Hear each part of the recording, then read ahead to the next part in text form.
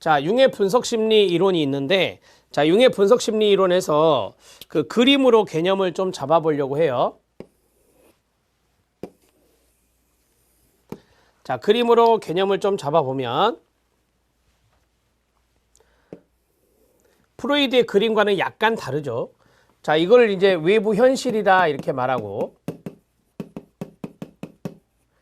자, 우리가 이제 정신의 구조 세 가지를 한번 해보면, 첫 번째, 여기에 해당되는 것이 의식이다. 그 다음에 이 정도에 해당되는 것이 개인 무의식이다. 가장 심층부에 있는 것이 뭐다? 집단 무의식이다 이렇게 말씀드렸습니다. 자, 그러면 집단 무의식의 개념 하나를 잡아야죠. 집단 무의식은 키워드로 좀 적어드리면, 집단 무의식을 키워드로 적어드리면 개인 경험과 상관없습니다. 그 다음에 집단 공유하는 겁니다. 그 다음에 세 번째, 역사, 문화, 종교, 신화 등의 영향이 있습니다. 그 다음에 조상 또는 종족으로부터 물려받는 것입니다. 자, 이런 것들이 바로 집단 무의식과 연관성이 있는 내용들이다 라고 보시면 되고요. 자, 여기 의식 영역에 있었던 것이 뭐냐면 에고라고 하는 거예요. 이 자아라고 하는 것이죠. 따라서 이 의식이라고 하는 것은 자아에 의해서 지배를 받습니다.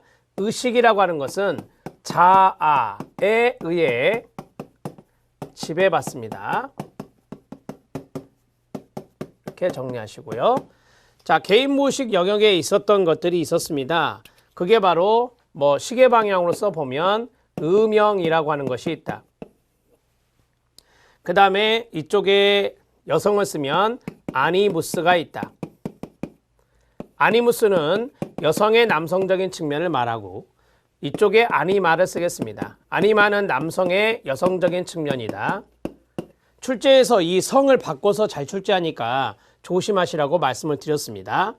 자, 그 다음에 개인 무의식과 연관성이 있는, 이 무의식과 연관성이 있는 것이 바로 자기라고 하거든요. 이 자기는 바로 셀프가 된다 이렇게 보시면 돼요.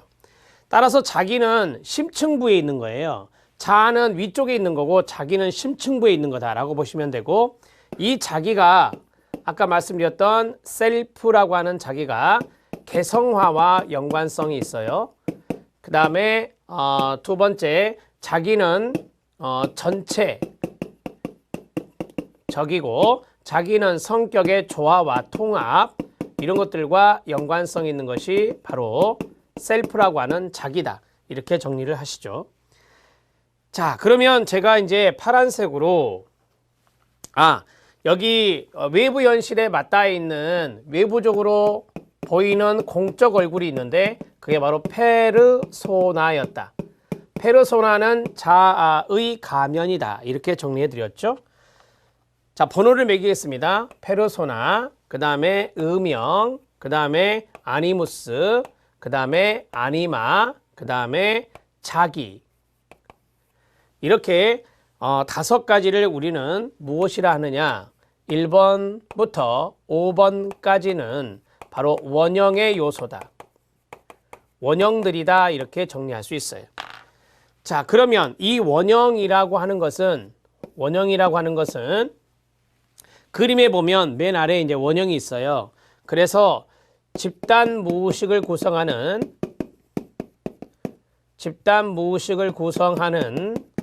인류 역사를 통해 내려오는 정신적인 소인, 이런 것들을 우리는 원형의 개념으로 잡는다. 자, 이 그림으로 해서 여러분들이 융의 개념을 잡아주시면 상당히 도움이 될 거다. 이 음영이라고 하는 것은 어두운 면도 있다. 어두운 면도 있지만 플러스 밝은 면까지 포함하는 개념일 수 있다는 것을 정리를 하셔야 하고요. 자, 되셨죠? 융의 분석 심리 이론에 대한 주요 개념들을 이 그림으로 한 방에 끝내시기 바랍니다. 융이 강조했던 기는 중년기였다. 자, 중년기를 강조했던 학자다 이렇게 말씀드렸고, 융이 말한 리비도는 성적 본능 에너지라기보다는 생활 에너지다 이렇게 말했고, 융은 성격이라고 하는 것은 후천적으로 변할 수 있다. 후천적으로 변화가 가능하다라고 했어요. 자, 융은 정신의 구조를 의식과 그 다음에 개인 무의식과 그 다음에 집단 무의식으로 보았다. 집단 무의식 이렇게 구성되어 있다라고 보았고, 융의 중년기의 개별화, 융은 중년기의 개별화라고 하는 개념을 이야기했는데, 개별화란 인간이 외적인 자아가 내적인 자아로, 그 다음에 물질적인 자아가 정신적인 자아로 전환되는 것을 우리는 중년기에 개별하다 이렇게 이야기한다 했습니다. 지금 이쪽에 있는 것들은 융의 여기 개념 말고 다른 내용들을 좀 아시라고 말씀을 드렸고요. 중년기를 이야기한 걸로 봐서는 발달 단계를 제시했는데, 우리가 이제 바로 발달 단계 들어갈 거예요. 발달 단계는 바로 4단계로 제시했다. 아동기, 그 다음에 청년기, 그 다음에 중년기, 노년기 이런 식으로 이제 구분했다라고 보시면 되고요. 4단계로 제시했다. 자, 우리가 이제 마지막으로 융의 내용 중에서 뭐 컴플렉스는 무의식 속의 관념 덩어리 그렇게 좀 이해하시고요. 자, 융의 내용 중에 성격 유형이 있었다라고 했어요. 자, 성격 유형이 있는데 태도적인 측면에서 외향적과 내향적 이렇게 나눌 수 있다라고 했었죠. 자, 외향적과 내향적 이렇게 나눌 수 있어요. 자, 합리적 그 다음에 비합리적인 요소가 두 개씩 해서 4개씩인데 여기에 하나, 둘, 셋, 4개가 들어갈 수 있고 여기에 4개가 들어갈 수 있죠. 그래서 모두 8가지의 성격 유형을 제시했다라고 말할 수 있습니다. 자, 여기에 합리적인 요소,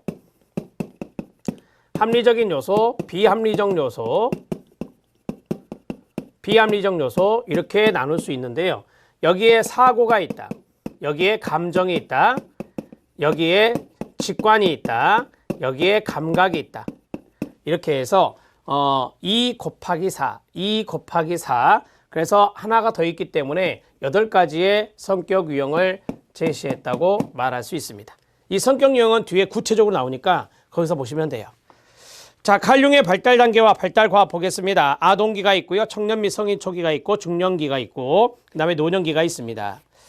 자, 보시죠. 그냥 가볍게 보세요. 중년기만 별표. 자, 아동기는 본능에 의해서 지배되고 자아가 아직 형성되지 않는 시기다. 자아는, 에고는 아동기의 처음 원시적인 방식으로 발달하기 시작하지만 독특한 자신, 셀프라든지 주체의식은 없습니다. 그 다음에 청년 또는 성인 초기라 했는데 사춘기에서부터 시작해서 40세 전후까지입니다. 사춘기 시기는 많은 문제와 갈등, 적응의 시기가 됩니다. 생애 전반기로서 외적, 신체적 팽창기이며 성숙에 따라 자아가 발달합니다. 외부 세계에 대처하는 능력을 발휘하고 의식이 지배적이고요. 인생의 목표는 세상에서 성공하며 자기의 위치를 공고히 다지는 거라고 생각합니다. 중년기입니다. 무의식 세계에 귀를 기울이는 시기. 중년기가 가장 중요하다 그랬어요. 가장 강조했다 했어요. 생애 발달 과정에서 성격 발달의 정점이며 정서적 위기를 수반하는 발달적 위기를 겪게 됩니다. 가정과 사회에서 중요한 위치를 차지하고 경제적으로 안정되기도 하지만 절망과 비참함을 경험할 수도 있는 시기가 되겠습니다. 외부 세계에 쏟았던 에너지를 자기 내면으로 돌립니다. 이게 개별화. 자, 새로운 국면으로 접어들게 되고 지금껏 실현하지 못했던 잠재력을 일깨보고자 하는 충동이 일어납니다. 자, 중년기의 개별화, 자아를 외적 물질적 차원에서 내적 정신적 차원으로 전환시키는 것을 개별하다 이렇게 말했고 융이 가장 중요하다고 강조한 시기입니다. 노년기입니다. 명상과 삶의 회고를 많이 하고 특히 내면적 이미지가 많은 비중을 차지합니다. 죽음 앞에서 생의 본질을 이해하려는 시기로 인간다움의 이미지를 지니게 되는 시기가 바로 노년기가 되겠습니다. 자, 기출문제 확인학습 봐주시기 바랍니다. 거기에 별표 3개입니다. 가장 최근에 나왔던 문제입니다. 칼융이 제시된 성격 특성과 칼융이 제시한 중년기의 개성화입니다. 자, 그 다음에 맨 아래 박스 융의 개념 중에 하나인 자기가 있습니다. 이 내용들을 좀 더 숙지하시면 되겠습니다. 자, 먼저 성격 특성 8가지를 말씀드린다 했습니다. 일반적인 태도는 태도의 동그라미 외향성과 내향성이 있다 했습니다.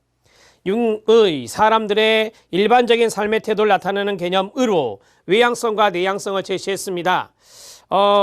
외향적 태도, 그 다음에 내향적 태도가 있는데 외향적 태도를 가진 사람은 그냥 쉽게 이해하시면 돼요. 관심을 외부 세계의 사람이나 사물에 쏟습니다.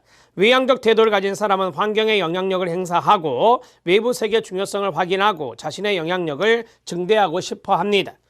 외향적 태도를 가진 사람은 부단히 외부 환경의 자극을 찾아 나서고 행동지향적이고 때로는 충동적으로 사람을 만나며 솔직하고 말하기를 좋아하고 사교성이 많습니다. 외향적 태도를 가진 사람은 많은 사람을 사귀려고 합니다. 다양한 방면에 관심이 있고 일단 경험한 다음에 생각하며 자신의 생각이나 감정을 있는 그대로 드러내어 말로 표현합니다. 상당히 외향적이죠. 외성적인 성격입니다. 내향적 태도를 보겠습니다. 내향적 태도는 이 외부 세계에 벗어나 자기 자신 안으로 몰입합니다. 자기 자신 안으로 몰입한다. 거기 밑줄. 내향적입니다. 내향성이 주로 관심을 쏟는 것은 자기 내부의 개념과 관련성이 있습니다. 즉 마음속의 개념과 관념을 분명히 하는데 관심을 기울이고 일시적인 외부 사건보다는 지속적인 개념을 신뢰합니다. 사려가 깊고 주의와 떨어져 생각에 잠기길 좋아하며 고독과 사생활을 즐기며 수줍음이 많습니다. 내향적 태도를 가진 사람은 소수를 깊게 사깁니다. 신중하게 생각한 다음에 경험합니다. 그리고 간직하려 하고 글로 표현하기를 좋아합니다. 외향적인 태도와 좀 반대가 되네요. 자, 정신에 4가지 기능이 있습니다. 4가지 기능은 비합리적 기능과 합리적 기능이 있다 했는데, 자, 비합리적 기능은 주로 현상이나 대상에 대한 인식과 관련된 특성입니다. 논리, 추론과 같은 이성적인 과정이 포함되지 않는 정시 기능을 의미합니다. 여러분, 논리와 추론을 강조하는 것은 합리적인 거예요. 그래서 그것과는 상관이 없다라고 하는 겁니다. 합리적 기능이란 어떤 인식된 내용을 토대로 논리, 추론 등의 이성적 과정을 통해 결론과 판단에 도달하게 되는 정신 기능을 이야기하는 것이다 라고 보시면 됩니다. 현상이나 대상에 대한 인식, 간단하게 말씀드리면, 자, 이 직관과 감각, 이것은 어떤 현상이나 대상에 대한 인식을 말한다면, 여기에 사고와 감정, 이것은 이성적 판단에 의한 논리와 추론 이런 것들과 연관성이 있다. 이렇게 보시면 돼요. 그래서 이거를 합리적 요소로 하고 이거를 비합리적 요소다. 이렇게 말하죠. 근데 이 2가지의 차이점이 있고 이 2가지의 차이점이 있겠죠. 자, 그 내용을 보겠습니다. 자, 첫 번째가 직관적 인식입니다. 2번째가 감각적 인식입니다. 3번째가 합리적 기능에 사고적 판단이 있고 감정적 판단이 있습니다. 직관적 인식을 보겠습니다. 직관적 인식에서 중요한 것은 나무보다 숲을 강조한다는 부분이 있죠. 나무보다 숲을 강조한다. 그 자리에 밑줄 쫙 그어주세요. 이것이 뭐죠? 네, 나무는 보지 못하고 숲을 본다. 이렇게 이제 출제가 될 수도 있죠. 자, 그런 사람들이 직관형이거든요. 이상주의 지향적입니다. 이상주의 지향적이 바로 직관적이고, 직관이란 통찰을 통해 가능성, 의미, 관계를 의식하는 걸 말합니다. 융은 직관을 무의식에 의해서 나타나는 인식으로 특징 짓고 있습니다. 직관은 관련이 없어 보이는 일들을 갑작스럽게 인식하는 패턴, 즉 육감의 동그라미. 자, 육감, 예감, 창의적인 발견과 같이 돌발적인 의식에 떠오르기도 합니다. 나무보다 숲을 보라는 경향이 강하고 그 자리에 밑줄, 미래지향적이며 상상이나 공상을 즐기며 개혁적인 성향이 강하고 다양성과 변화를 좋아합니다. 그래서 이상주의입니다. 공상, 이상주의. 자, 이제 감각적 인식은 현실주의입니다. 현실주의 지향적이고 숲보다 나무를 강조한다. 그 자리에 밑줄. 감각이란 우리의 감각, 오감각이라고 쓰세요. 시각, 촉각, 미각, 후각, 시각, 촉각, 후각, 미각, 청각 이런 것들을 우리가 오감각이라 하잖아요. 자, 감각이란 우리의 감각을 통해 관찰하는 인식을 말합니다. 감각은 구체적으로 존재하는 것을 통해 이루어지는데 구체적으로 존재하는 것. 그래서 현실주의 지향적이에요. 감각은 현재 일어나는 일만 깨닫는 것이기 때문에 감각적 인식을 소원하는 사람은 직접적인 경향에 초점을 맞추고 이런 인식과 관련된 특징이 발달되어서 현재를 즐길 줄 알고 구체적입니다. 구체적이다. 그래서 앞에서 말씀드린 대로 숲은 보지 않고 나무를 보는 거예요. 구체적이고 실제적이다. 사실적이며 현실적이다. 이렇게 말할 수 있습니다. 관찰 능력이 뛰어나고 상세한 것까지 기억하며 일상성과 실용성을 추구하며 현실지향적이고 보수적이다. 이렇게 말할 수 있습니다. 자, 이해되시죠? 직관과 감각이 좀 중요하니까 밑줄이 쳐져 있어요. 자, 합리해 보겠습니다. 사고와 감정입니다. 말 그대로입니다. 논리적인 사고 이런 걸 강조하는 사람은 사고형이고 그것보다 감정, feeling이라고 하는 그 감정적인 판단을 하면은 감정형이 되는 거예요. 사고적 판단, 보편적 원리에 근거한 판단입니다. 보편적 원리에 밑줄 쫙 그어주시기 바랍니다. 사고는 아이디어를 논리적으로 연관시키는 기능입니다. 논리적의 밑줄. 사고는 인정에 얽매이지 않습니다. 인과 원리에 따라 이루어집니다. 인과 원리의 밑줄. 사고 기능을 선호하는 사람은 사고와 관련된 특징을 발달시킵니다. 정보를 판단함에 있어 원리, 원칙, 옳고 그르다, 맞다, 틀리다 이런 것들 철저하게 지키기 때문에 개인적 감정은 배제합니다. 개인적 감정 배제 밑줄 쫙 그어요. 그래서 감정형이 아니라 사고형이 되는 거예요. 감각적 판단, 상대적 원리에 밑줄 치세요. 상대적 원리를 강조하며 좋다, 싫다 등을 통해서 판단합니다. 좋아, 강조합니다. 좋다, 싫다의 밑줄이죠. 자, 좋다, 싫다는 선호성이잖아요. 이런 것들은 감정과 연관성이 있다라고 보고요. 맞다, 틀리다, 옳다, 그르다 이거는 사고형이고요. 자, 감정은 상대적인 가치와 문제의 장점 등을 고려하여 의사에 결정하는 기능이 됩니다. 상대적인 가치, 거기에 밑줄. 감정은 개인이나 집단의 가치를 중시합니다. 감정을 선호하는 사람은 의사결정할 때도 상대방의 입장을 고려합니다. 상대방의 입장 고려 밑줄. 자, 이런 것들에서 인정이 나오겠죠. 자, 상대방의 입장을 고려하기 때문에 상대방을 이해하려고 하고 어떤 문제든 직업적인 측면보다는 작업적인 측면, 그것보다는 인간적인 측면을 중시합니다. 그러니까 어떤 일적인 측면보다는 인간적인 측면이 중시된다 이 말이에요. 인간적인 측면 중시 밑줄. 그 다음에 인정과 친밀감, 조화를 바라며 과거의 가치, 과거의 의리나 우정이나 추억 등 이런 것들을 중요시합니다. 우호적인 관계의 가치를 중시합니다. 우호적 가치 밑줄. 그 다음에 자신과 타인들의 관심과 조화, 공감, 감사 등의 감정과 관련된 이런 민감하고 이런 데 민감하고 맞다 틀리다로 보기보다는 말씀드린 대로 좋다 싫다 즉 인간적인 감정에 따라서 판단하는 것이다 이렇게 보시면 됩니다. 자, 이거는 간단하게 앞에서 말씀드린 대로예요.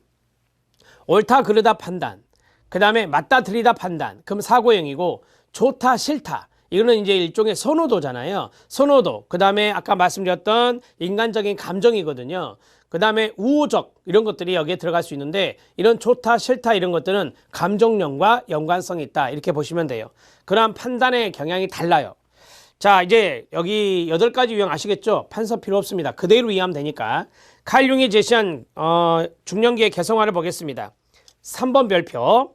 1번 개성화는 건강과 성장을 통해 자기 셀프의 도달할 수 없는 목표에 이르는 길을 말합니다.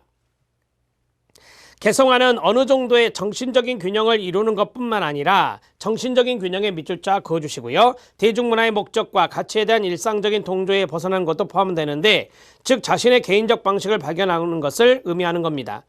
자, 자아와 개성화가 있습니다. 자아, 에고는 의식의 개성화 과정에서 생기는 것으로 보았는데 우리가 이제 여기 보면 의식을 지배하는 게 자아다 이렇게 말했잖아요. 그래서 의식의 개성화 과정에서 생기는 게 자아다. 개성화란 개인의 의식이 다른 사람에게서 분리되는 과정을 말한다라고 했어요.